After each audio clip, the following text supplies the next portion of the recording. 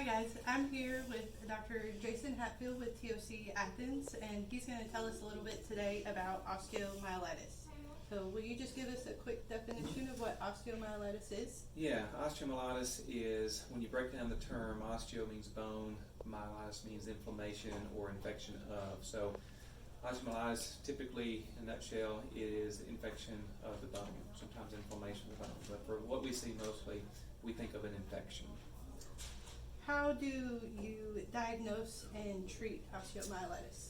Good question. So there's two types of imaging that you can do to order when you suspect that. One is called a bone scan, a triple phase bone scan, and another is an MRI. Most everybody's heard of an MRI. However, with the clinical suspicion, experience, history, sometimes you can pick that up just on clinical exam. So sometimes I will have an idea, I'll be thinking about osteomyelitis, and I'll do one of those two tests to confirm it. Have you noticed an increase in these types of cases and recent with all the surgeries and joint replacements, and why would you think that is? Probably not so much with the surgeries because our technology, we've just gotten so much better with the sterilization tactics and techniques and instrumentations, and we're so much faster of doing the surgery, getting in and getting out, doing the surgery. I wouldn't say that so much, but I probably would say we're having more osteomyelitis secondary to diabetes type 2. So diabetes type 2 is kind of on the rise.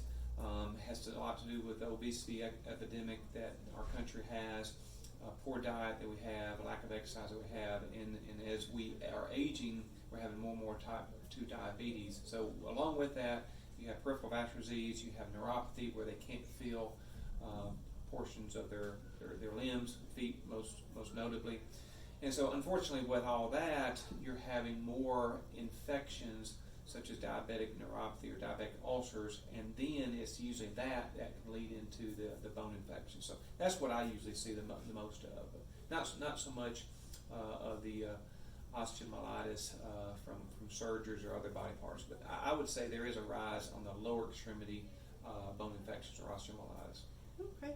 Well, before we go, can you tell us one of your most interesting cases that you've treated? I have many.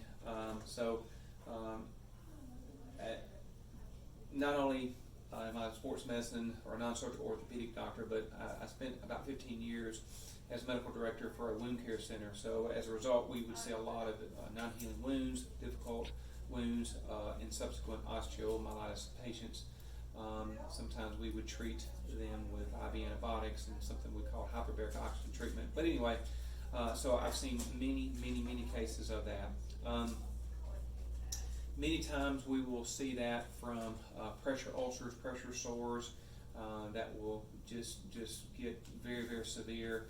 I think of one gentleman that he had just a horrible spinal cord stroke, so he became paralyzed. He became paraplegic. He had a very sad situation. Had a huge pressure ulcer, and it got into the bone.